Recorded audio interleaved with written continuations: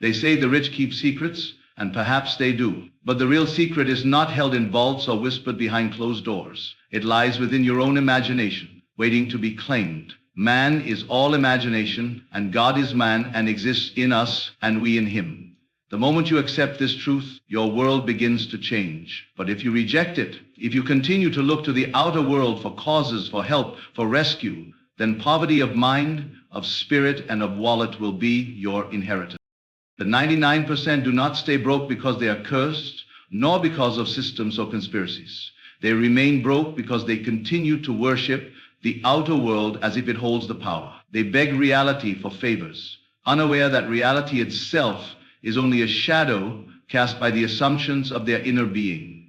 The 1% are not always more intelligent, nor are they more deserving. They have simply learned, often unconsciously, to dwell in the state of wealth, to assume the feeling of the wish fulfilled before the evidence appears. You must understand, wealth is not pursued. It is assumed, it is embodied, it is taken as true long before it materializes. Most people wait to see proof before they believe, but the law is reversed. Believe first, and you shall see. Your entire financial condition is the result of what you assume yourself to be in relation to money. If you believe money is hard to get, it will always be just beyond your grasp. If you believe you were not born for wealth, then you have already exiled yourself from the land of riches. But if you dare to revise this belief, if you dare to occupy the feeling of abundance, wealth will be drawn to you like iron to a magnet. You must break free from the hypnotic suggestion that hard work is the only path to wealth. It is not toil, but consciousness that generates riches. I do not say work is useless, but I say that work without the right assumption is barren. The masses work to earn money, but the few assume wealth, and work flows as a natural extension of that assumption. The 1% does not work for money, they think from money. They feel from wealth. They live from the end.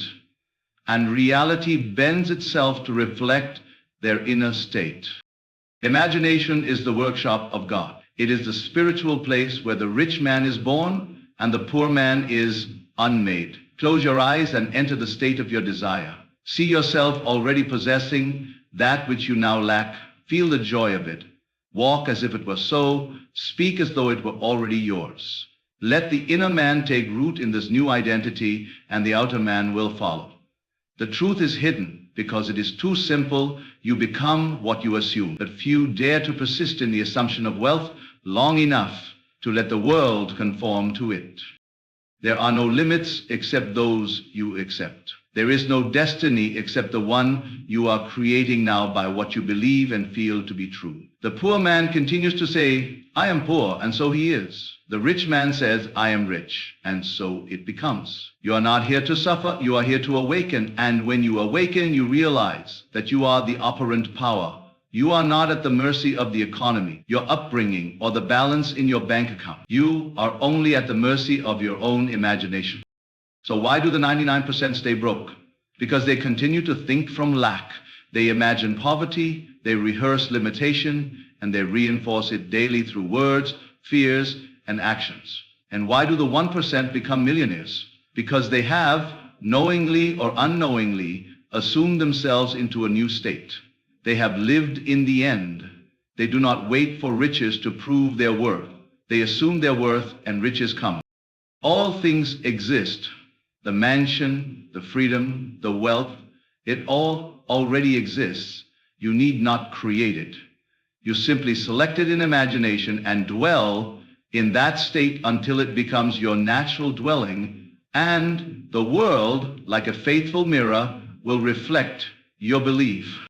You are the cause of all that you experience. Accept this, not as a theory, but as the living truth. When you do, the chains of poverty will fall. You will no longer ask how. You will no longer seek permission. You will be.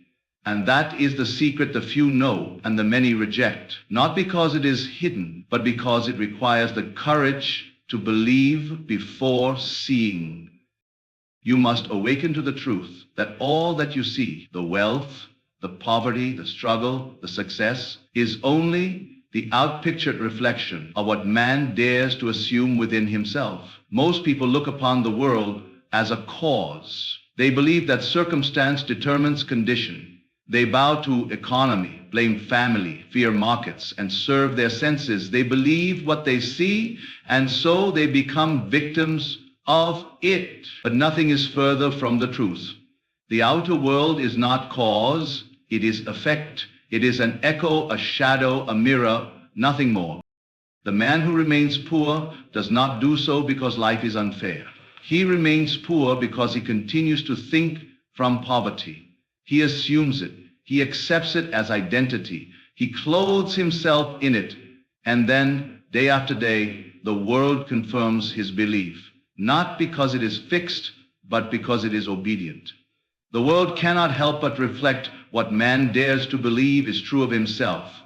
If he believes he is powerless, then all things will seem too big, too distant, too impossible. If he believes he was born to lack, then even in moments of opportunity, his own subconscious will reject prosperity before it can take root.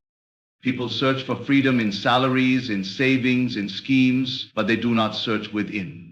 And until they do, they will continue to work from sunup to sundown, building kingdoms for others while living in the ruins of doubt. True poverty is not the absence of money, it is the absence of understanding. Understanding that nothing comes from without, that everything, wealth, success, opportunity, is first imagined, then believed, and only then seen. The great error of the masses is that they worship facts. They point to conditions as if they are permanent. They say, but look at my bank account, or this is my job title, or I don't have the education, and so they build prisons from their own mouths. They do not realize that their outer facts are born from inner assumptions, that what they declare today in weakness, they shall live tomorrow as reality. To say, I am broke, is not just a statement of condition. It is a decree of identity. And the world, ever faithful, will not argue. It will only obey. It is not that the power is denied to the many. It is that the many do not claim it. They wait for signs before they believe, but signs follow. They do not precede. The moment man assumes a new state, not with words, but with conviction, with feeling, the universe rearranges itself to reflect it. But that change is invisible at first. The outer takes time to bend to the inner, and the impatient man, seeing no immediate result, returns to his old assumption and thus lives in a cycle of near escape, never understanding that he himself has slammed the door shut. The few who rise, who become the 1%, are not always born with more talent, nor are they favored by fate. They have simply awakened, even dimly, to the realization that the world within creates the world without. That assumption creates experience. That thought, clothed in emotion, becomes destiny. They do not argue with reality. They revise it. They do not serve facts. They alter them by altering their inner conversations. They feel rich before riches come. They live from the end, not toward it. So, if man only understood that the world is himself pushed out, he would cease to curse the world and begin to refine the self.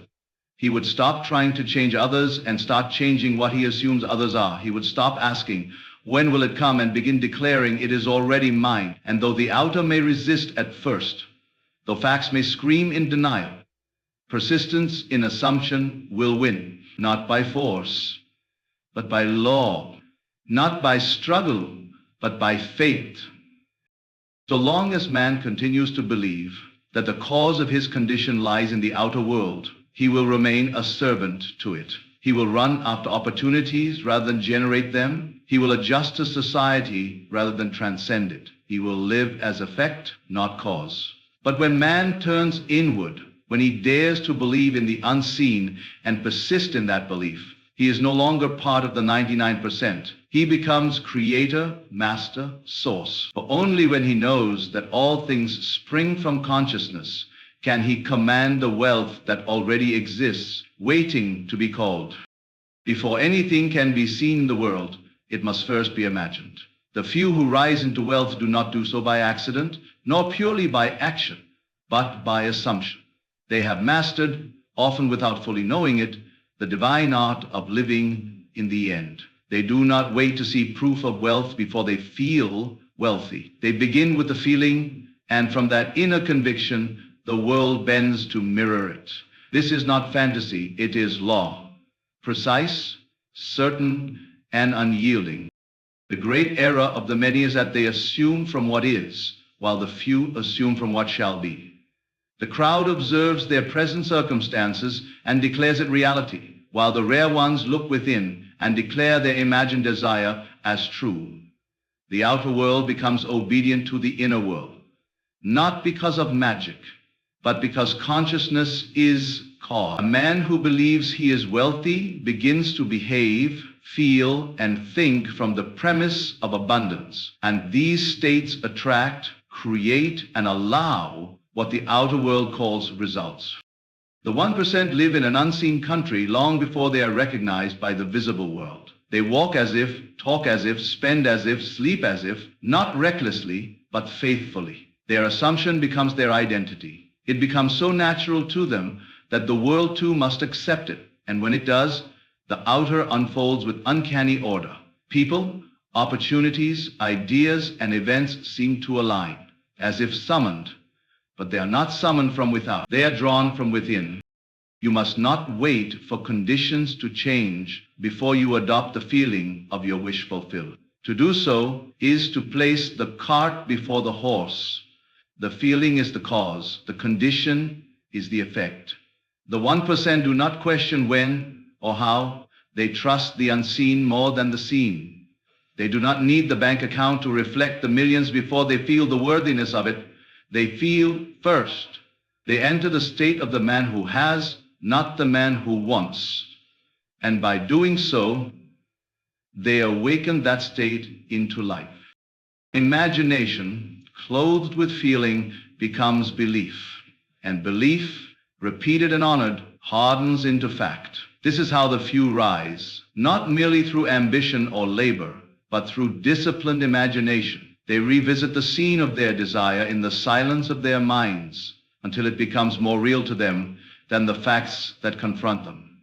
They revise their identity until the old self dissolves and a new self takes form, and the world, ever faithful, reflects that inner revision. The masses are taught to think of their desires, the few think from them. The difference is vast.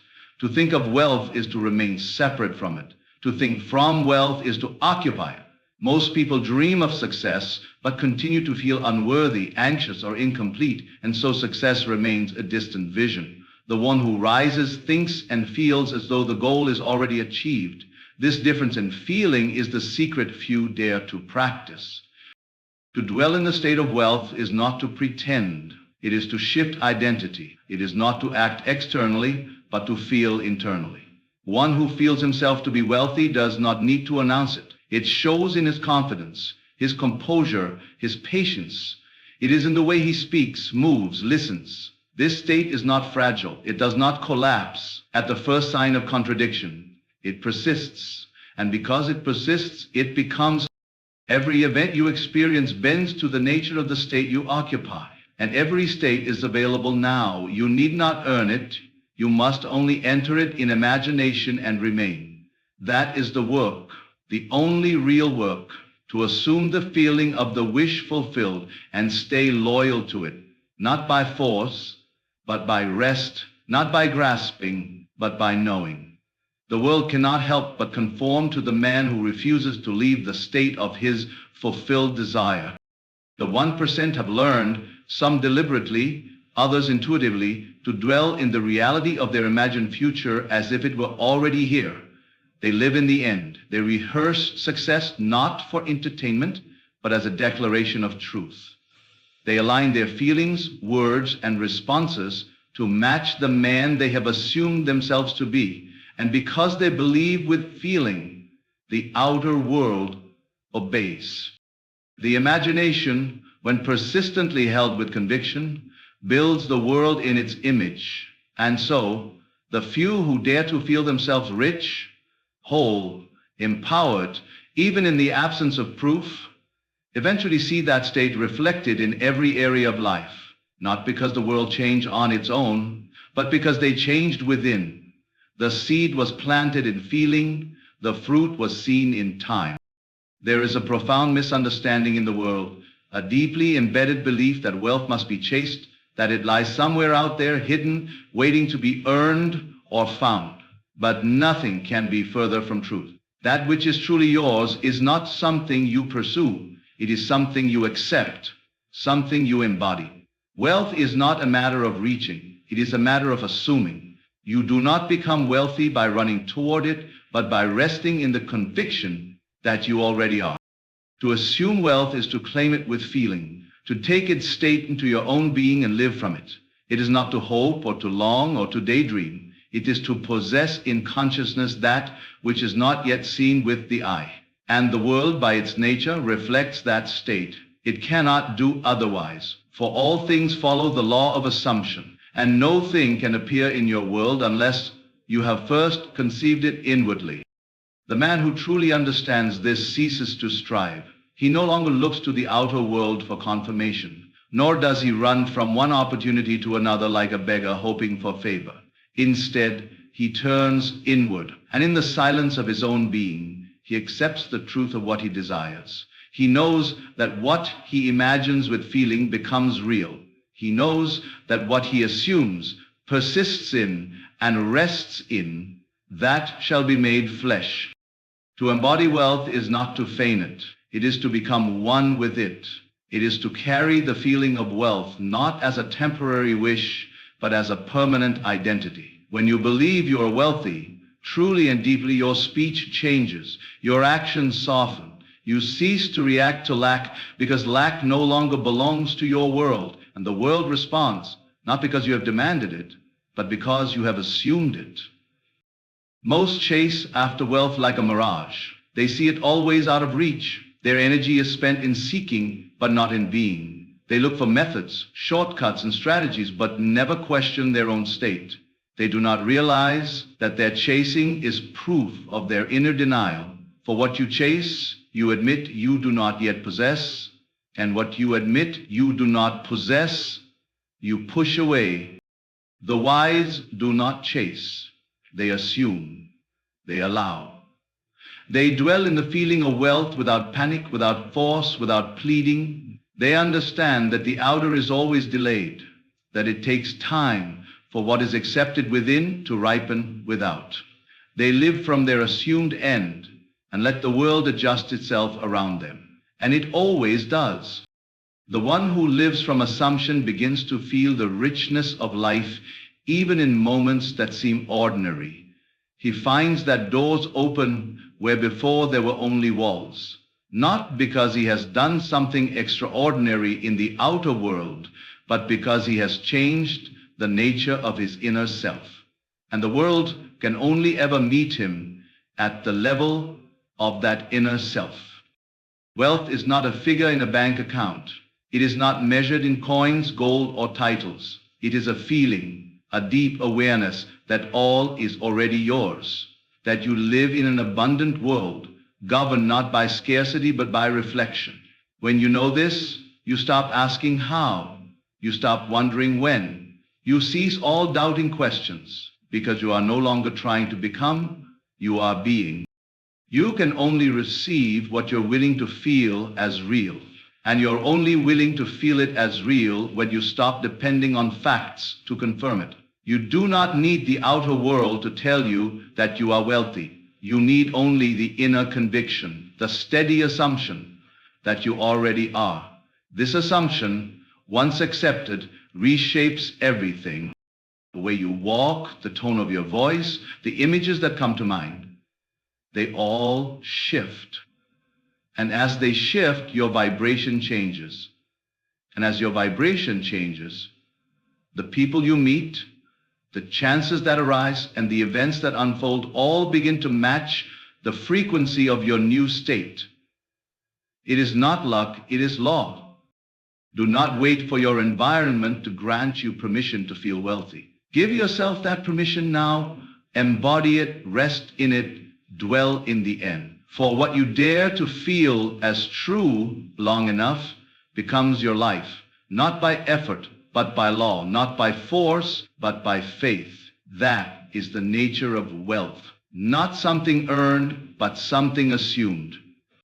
The greatest power given to man is not his hands, nor his voice, nor his strength. It is his imagination. In that sacred chamber within, worlds are formed, identities are shaped, and futures are called into being. It is not in the outer world that man becomes rich or poor, successful or forgotten. It is in the quiet, invisible realm of thought and feeling. Imagination is not idle fantasy. It is creation itself. It is the workshop in which the unseen becomes seen, the unreal becomes real, and the impossible becomes ordinary. To understand this is to understand the true cause of wealth and the secret foundation of all great lives. The rich man is not born in the marketplace.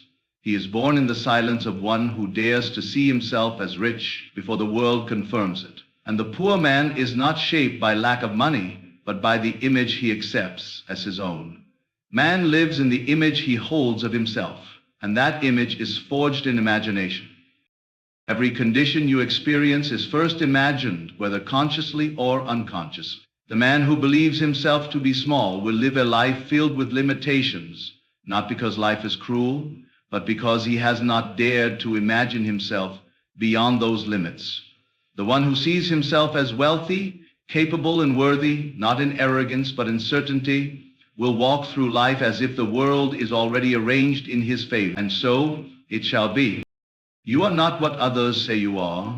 You are what you imagine yourself to be. You may reject this truth, but your life will still bear witness to it. Imagination does not ask for your permission. It simply creates according to what you hold within. If your inner world is filled with images of struggle, lack, and fear, your outer world will reflect the same. But if you dare to revise the image, to see yourself as abundant, free, and fulfilled, then the outer must, by law, mirror that state. The secret lies not in effort, but in assumption, not in striving, but in dwelling. If you would become wealthy, begin not with action, but with image. Sit in the stillness and imagine yourself already in possession of that which you seek. Feel the joy of it. Breathe the atmosphere of that new life. See it as clearly as you can, not as a dream, but as a present fact. And return to it often until it becomes your natural dwelling place. For what you dwell on within, you call forth without. You must not think of wealth, you must think from it. This is the distinction most fail to grasp. To think of a thing is to admit its absence. To think from it is to occupy it. The poor man may dream of riches all day, yet remain poor because he never steps into the feeling of already being rich. He holds wealth at a distance, as a goal, but the rich man, whether he possesses money or not in the moment, feels himself to be rich, and this feeling calls to him the circumstances that match his inner conviction. Imagination, when disciplined, is the servant of destiny. When left to wander, it creates confusion, repetition, and lack. Every inner conversation, every scene you replay, every image you allow to take root, these are seeds planted in the soil of mind, and they will grow whether you believe it or not. So why not choose deliberately? Why not revise the past, reimagine the present, and reshape the future? Not by effort, but by assumption. The man who knows how to use imagination does not fear the world, for he knows the world is himself pushed out. He does not wait for circumstances to change before he feels free. He feels free now, and circumstances change in response. He does not look to the bank, the job, or the economy for his worth. He knows that worth begins in mind and flows outward from there. Imagination is not a passive mirror. It is an active force. What you imagine with feeling and persistency becomes. What you assume to be true, if you do not let it go, must manifest. This is law, and law is no respecter of persons. The same faculty that creates poverty when misused is the same that creates riches when rightly employed. The inner world is the source of all form. The outer world is the echo of that form. Imagination is the mold, and life pours itself into that mold. So take care of what you imagine. Take care of what you feel to be real, for your world tomorrow depends entirely on what you believe and embody today. And imagination is the beginning of all creation. Nothing exists outside of it. Everything is born from it. You do not become wealthy by wishing to be wealthy. You become wealthy by assuming the state of wealth and persisting in that assumption until it becomes your natural dwelling. This truth is not for the many, for the many still seek results before they believe. But those who understand the law know that outer results are simply delayed reflections of inner convictions. The moment you assume something to be true of yourself and persist in that assumption, the world must by law reorganize itself to reflect it. Assumption is not idle hope. It is not a weak thought or a fleeting desire. Assumption is the full acceptance that a thing is so, regardless of outer evidence. It is the quiet confidence that comes not from the senses, but from knowing the senses only echo the state in which the mind rests. The poor man assumes poverty, not by choice perhaps, but by habit, and the world confirms that state over and over. The rich man assumes abundance even before the riches appear, and so the riches must follow. You become what you assume, because assumption is creation. What you assume to be true becomes your experience of truth. If you assume that money is hard to get, then every door will seem closed, every opportunity just out of reach, not because the world is cruel, but because your assumption is filtering and shaping your reality. But if you assume wealth is your nature, if you truly feel yourself to be a wealthy person now, even in the absence of physical evidence, then the world begins to respond. Slowly at first, then swiftly and unexpectedly. Persistence is the test. Most people touch a new assumption briefly, then fall back into the familiar feeling of lack, of doubt, of old identity. They imagine abundance for a few minutes and then return to conversations of worry, actions born of fear, and reactions that reflect the state of being poor. They do not persist. And because they do not persist, their assumption never has time to crystallize into fact. The inner world, like the soil, will grow, whatever seed is planted and watered consistently. But you must tend to it, not once, not twice, but until the fruit appears. Few truly dare to persist in a new identity long enough to let the world catch up. They grow impatient. They say, I have assumed wealth, but nothing has changed. And in that statement, they reveal their error. They have assumed lack again. For if you had truly assumed wealth, you would not need to look for signs. The signs would follow, not precede. You would feel wealthy now. Walk as one who has, not one who hopes to get. You would rest, not strive. Persistence is not about force. It is not about willpower. It is about faithfulness.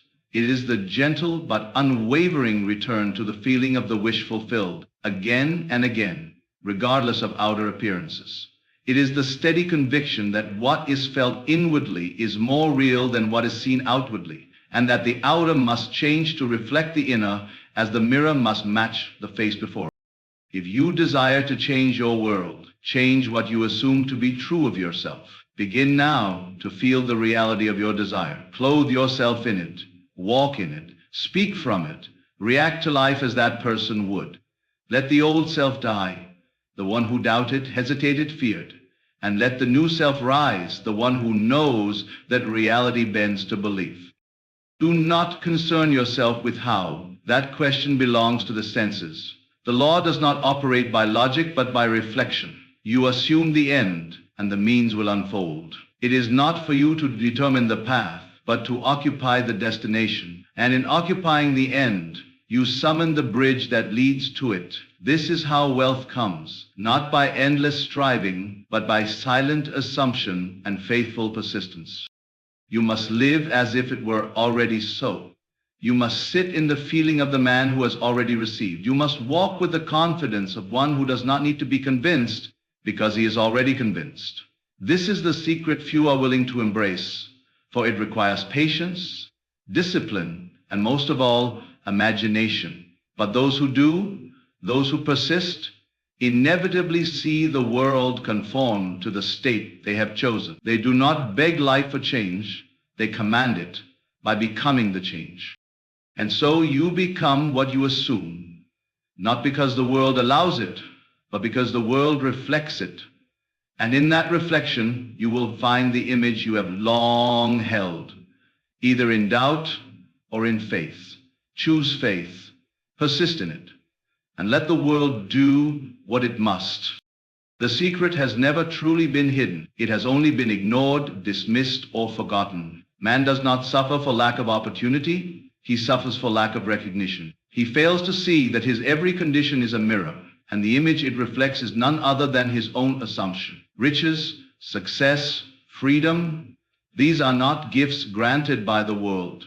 They are states, and every state is available now. They are not found in motion, but in imagination, not in striving, but in assuming. The few who rise, the ones called the 1%, have either consciously or unconsciously learned to live from the end. They do not wait for the evidence of change. They assume the change and let the evidence follow. They make no idol of facts. They bow to no circumstance. They dwell within the feeling of their fulfilled desire and make that state more real than the figures, the accounts, or the delays of the outer world. And the world, as it always does, conforms. What separates the many from the few is not fate or talent or luck. It is the willingness to persist in a new state long enough to let the old dissolve. Most touch the promise, but return to the familiar. They speak of wealth, but feel from lack. They dream, but do not dwell. They assume for a moment, then waver. And so, their world remains a reflection of their inner instability. But the one who persists, silently, faithfully, calmly, reshapes the world with nothing more than assumption. Assume that you are already the man you wish to be. Assume it so deeply that it becomes effortless. Assume it until it feels more real than what the senses report. And when doubts arise, as they will, return gently to the state of the wish fulfilled. Let the feeling guide you, not the facts. Let the inner vision stand firm, and the outer must obey. You do not need to wait. You do not need to ask. You need only to be. Be the one who already has. Be the one who already knows. Be the one who already walks in freedom. And as you do, the world will mirror that being. It cannot do otherwise. The law is sure. The promise is eternal. The power is within you and has been all along.